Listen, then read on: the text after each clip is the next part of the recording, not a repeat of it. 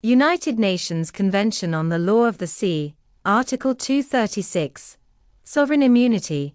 The provisions of this convention regarding the protection and preservation of the marine environment do not apply to any warship, naval auxiliary, other vessels or aircraft owned or operated by a state and used, for the time being, only on government non-commercial service.